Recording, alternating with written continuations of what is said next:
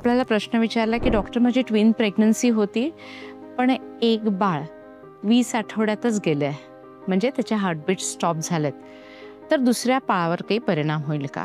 हे बघ, ट्विन बेबीजमध्ये कधी कधी असं होऊ शकतं. साधारण ह्याची शक्यता पहिल्या 3 महिन्यात जास्त असते की एका बाळाचे हार्टबीट्स बंद होतात आणि दुसरं बाळ व्यवस्थित असतं.